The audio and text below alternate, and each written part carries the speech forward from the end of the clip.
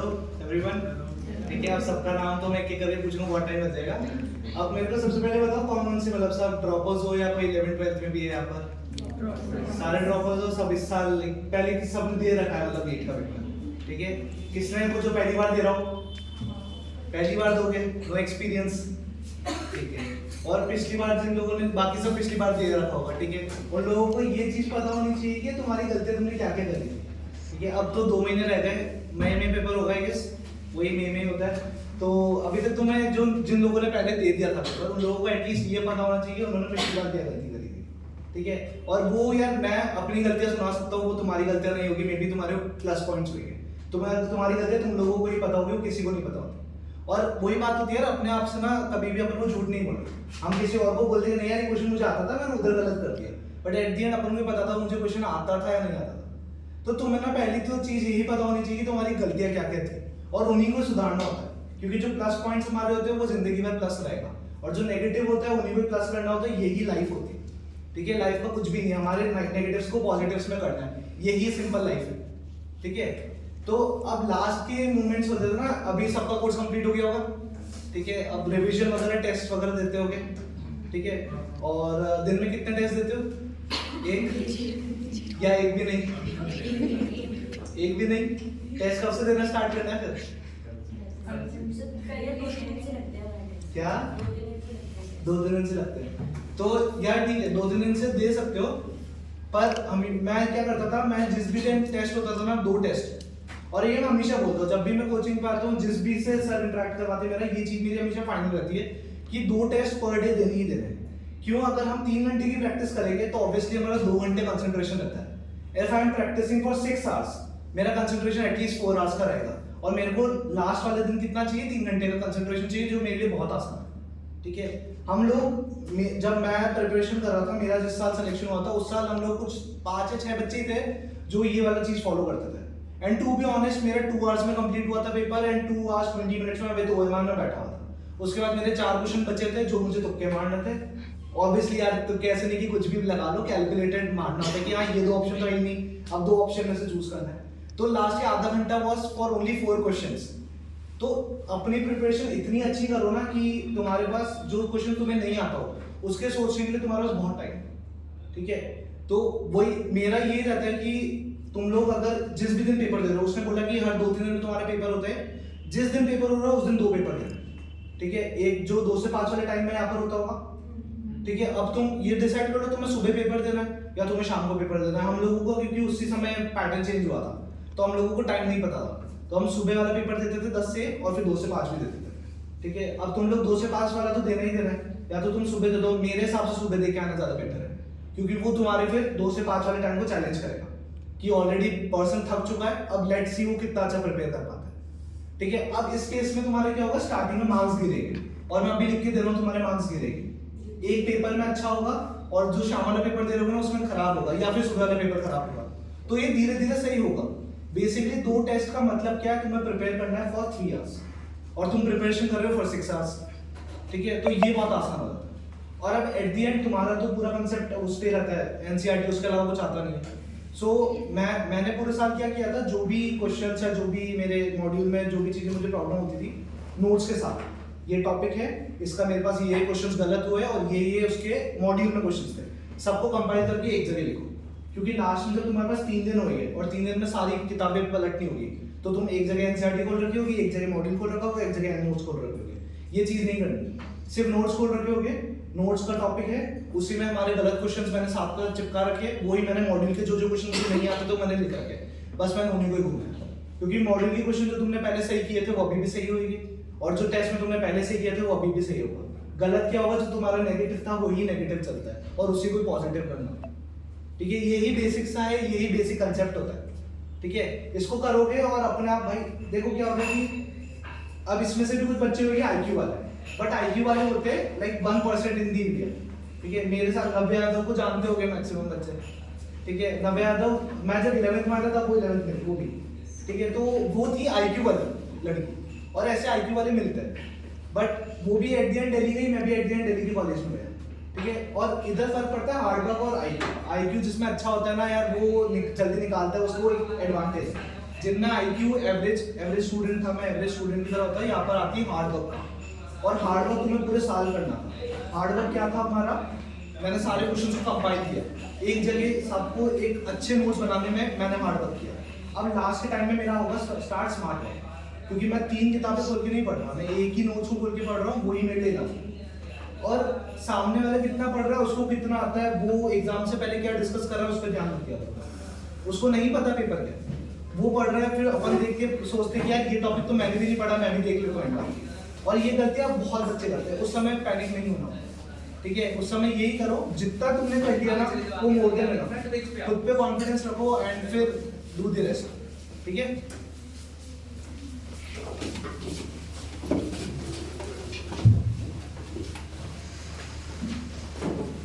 AIR वाले rank वाले हैं, सक्षम ध्यान रखना। आप वेट कर रहा हूँ मेरे कॉलेज में आ जाए। बस कॉलेज में एम्स दिल्ली में जाएंगे, BMM से भी जाएंगे, है ना। अपने बारे में थोड़ा इंट्रोड्यूस कर देना फाइनली। तो जो यार अभी जो नए आए हैं, माय नेम इज सक्षम चौधरी, ठीक है। I am in like BMM से सफदरजंग हॉस्पिटल।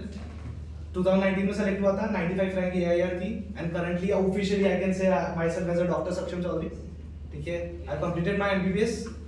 सो अब तुम लोगों को यार, मैं जब गया था उसके बाद से जयपुर से बच्चे आए हैं मेरे कॉलेज में, बट कोई आकाश और एम से नहीं आया। ऑब्वियसली मैं आकाश से पढ़ा था, तब सर आकाश में थे। एम से और आकाश से नहीं आए बच्चे।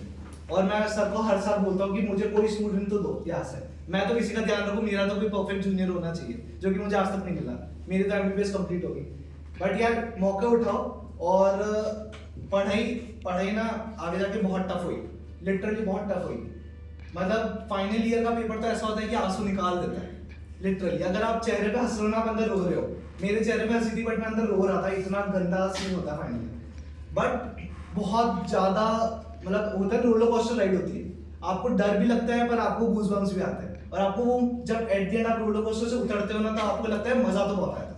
भले उस समय डर लग रहा था, बट बाहर आने के बाद बोलते हो मजा तो बहुत आया था। तो यही है जर्नी, ठीक है। डर बहुत लगेगा, जो अभी तुम्हारी हालत हो रही है ना, इससे बहुत गंदी हालत हुई है, बट मजा बहुत आएगा, ठीक है। और फिर कॉलेज लाइफ जो तुम सोचते हो ना, जैसी कॉलेज लाइफ होती है, परफेक्टली वैसी ही होती है, ठीक है।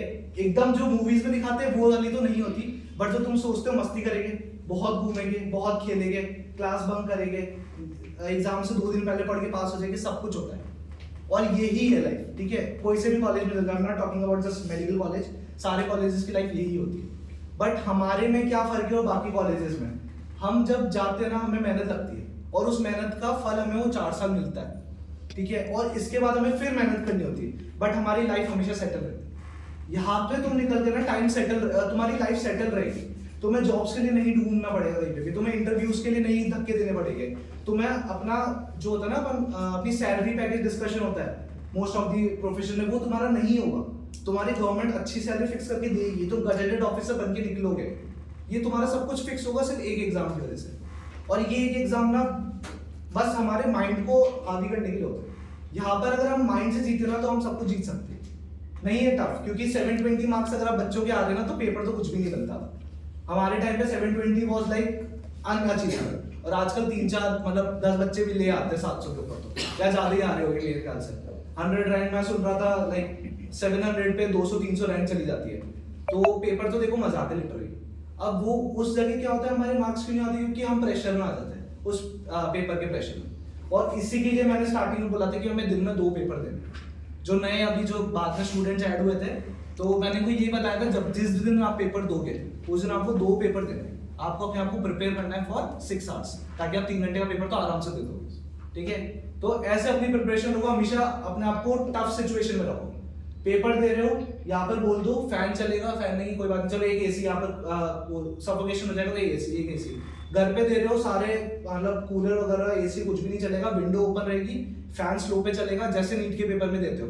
हमें नहीं पता हमारी स्कूल, हमारा वो जो सेंटर होगा कैसा आएगा, तो अपने आप को वर्स्ट के लिए प्रिपेयर हो, ठीक है। मेरा जब पहला सेंटर आया था ना, वो जेवियर्स था, तो मैं तो AC में बैठा था, पर मेरा दूसरा सेंटर जो है ना, वो TPS था। लकीली जो मेरी क्लास थी ना, वो छाया जगह पे थी, पेड़ के नीचे, तो I was like comfortable. But May में बहुत गंदी गर्मी होती है, तो अपने आप को ना प्रिपेयर वैसे ही रखो। और ये बहुत छोटी छोटी चीजें तुम्हें अफेक्ट करती है। सेकंड थिंग, ऑर्नामेंट्स वो अलाउ नहीं होते, सबको पता है, ठीक है, मैं भी कड़ा पहनता था और मैंने हमेशा यही प्रिपरेशन रखी कि इसको खोल के ही मैं सारे एग्जाम दूं, ठीक है। कोई रिलीजन, देखो नीट वैसे भी कोई रिलीजन नहीं मानता, ठीक है, तो मैं रिलीजियस भी, अगर तुम कुछ भी पहनते हो ये भी मुझे खोलना पड़ा, ठीक है, तो खोलना पड़ेगा तुम्हें वहां पर, और वैसे ही प्रिपेयर करो, ठीक है। गर्ल्स जैसे अपने बालों को जैसे टाई करने तुम्हारा वो होता है, रूल्स होता है, वैसे ही करके बैठो, वैसे ही कपड़ों में बैठो, ठीक है। अपने आप को एकदम वैसे प्रिपेयर करो कि तुम हर पेपर नीट का पेपर दे रहे हो। ये छोटी छोटी चीजें बहुत अफेक्ट करती है, क्योंकि किसी की अगर आदत होगी हाथ में कुछ पहनने की और उस दिन वो नहीं पहन रखा उसने, तो बड़ा अजीब सा लगता है, ठीक है। तो ऐसे ही अपने आप को प्रिपेयर करो। ये लास्ट वाले पॉइंट होता है, 2-3 महीने रहेगा, इस 2-3 महीने में अपने आप को प्रॉपर नीट जैसा प्रिपेयर करो, ठीक है। बाकी अब अपने अपने प्रॉब्लम्स बताओ। फुल सिलेबस कब से शुरू करें? मतलब अब पार्ट सिलेबस पे ज्यादा फोकस करें या फुल सिलेबस? यार देखो, अगर तुम जैसे होता है, हम लोग ऐसे करते थे कि हफ्ते में 2-3 पेपर दे रहे हम, ठीक है, या मान लो 3 पेपर दे रहे हैं फॉर एन एवरेज, ठीक है, और तीनों पेपर जो यहाँ पे शेड्यूल हो रहे हैं, शेड्यूल के हिसाब से तो चल रही है अपन को। उसके अलावा अगर संडे को तुम्हारा कोई पेपर नहीं होता, या फिर एक दिन निकालो उस दिन कोई पेपर नहीं, उस दिन तुम फुल कोर्स बैठ के दो अपने एंड से। बाकी यहाँ पर at the and 3-4 full course के पेपर लगेगी, वो तो देने ही है, बट अपने एंड से फुल कोर्स का देने लगो। क्योंकि होता क्या है कि जब हम उस पर जाते हैं, देखो जो हमारा टॉपिक वाइज होता है वो हमारा टॉपिक स्ट्रॉन्ग करवाता है, और हर टॉपिक में से सुपरफिशियली जो इंपॉर्टेंट पॉइंट्स होते हैं ना, वो ही तुम्हारे फुल कोर्स में आते हैं, ठीक है। अब जो एकदम तुम्हारे टॉपिक वाइज जो होता है ना, तुम्हें पूरा टॉपिक का रिवीजन करवाना है, और वो भी जरूरी, ठीक है। नहीं तो तुम क्या करोगे, जो ऊपर के 2-3 क्वेश्चन होते हैं जो आने चाहिए वो करके अपन बैठ जाएंगे, और उसके अलावा कोई क्वेश्चन आ गया तो फिर तो हमारी प्रॉब्लम होगी। तो जो कोर्स वाइज होता है वो तो देना ही है, और अपने एंड से फुल कोर्स दे दो, लास्ट में जो होगा वो तो देना ही है। अब जैसे आज सपोज सब सारे सब्जेक्ट्स के स्टार्टिंग 4 चैप्टर्स का टेस्ट है, तो इधर से मान लो या टेलीग्राम पे या कहीं ना कहीं तुम्हारे पास जो पुराने पेपर्स होंगे उसका ही सेम कोर्स का पेपर एक और दो। जो मैं बोल रहा था दिन में 2 बार पेपर देना है, वो सेम कोर्स का देना है, ऐसा नहीं बोल रहा कि अलग अलग कोर्स देना है, सेम कोर्स का, ठीक है। तो तुम्हें प्रिपरेशन ज्यादा अच्छी होगी, और दोनों का साथ में डाउट डिस्कशन करो, और उस दिन मत करो, वो तुम्हारे लिए। मैं ऐसे करता था, 2 पेपर दे दिए, खत्म, आज का दिन खत्म, अब रिलैक्स, अपने आप को ज्यादा प्रेशर नहीं देना। अगले दिन आके डाउट डिस्कस करो फटाफट फर्स्ट हाफ में, सेकंड हाफ से अगले टेस्ट की प्रिपरेशन शुरू, ठीक है। और टेस्ट ओरिएंटेड पढ़ो, कि मेरा अगला टेस्ट ये आ रहा है और मैं कुछ और पढ़ रहा हूँ, ये मत करना। अभी टेस्ट ओरिएंटेड पढ़ो, सारा कोर्स भी कंप्लीट होगा, फुल कोर्स भी साथ साथ होगा। और फुल कोर्स में कैसे प्रिपरेशन करनी होती है, अब हमारा 3 दिन रह गया, 3 दिन बाद फुल कोर्स का टेस्ट है। जो तुम्हारे टॉपिक्स, तुमने इतने सारे टेस्ट दिए, छोटे छोटे टेस्ट, उसमें तुम्हारा कौन सा टॉपिक वीक था ये सबको पता पड़ जाता है, ठीक है। और ये तुम सबका अलग अलग टॉपिक वीक होगा, ये सबको अपना अपना ध्यान रखना है, यही होता है हार्ड वर्क। और फिर वही कन्वर्ट होता है लास्ट के 10 दिनों में स्मार्ट वर्क, कि अब मेरे को वही टॉपिक पढ़ना है। मैं अगर लिविंग वर्ड मेरा बहुत स्ट्रॉन्ग है तो ऑब्वियसली मैं वो तो नहीं पढ़ूंगा बार बार। मेरा अगर मॉर्फोलॉजी के सिर्फ मुझे वो याद नहीं रहते हैं एग्जाम्पल्स, तो मेरे को वही याद रखना है, ये है स्मार्ट वर्क। और इसके लिए तुमने करी थी हार्ड वर्क, ये पता करने में कि मेरा क्या वीक था, वो पता पड़ा, बस उसी पे ही फोकस करो, एट द एंड उसी को ही करना है, और वही तुम्हारे मीटिंग में पूछेंगे। जो तुमने सही किया है वो ऑब्वियसली सही होगा, और जो तुम गलत कर रहे हो उसी को तो सही करना है, ठीक है। यही है बेसिक्स, ठीक है। और किसी को कुछ पूछना है पूछ लो यार, कोई डाउट नहीं है।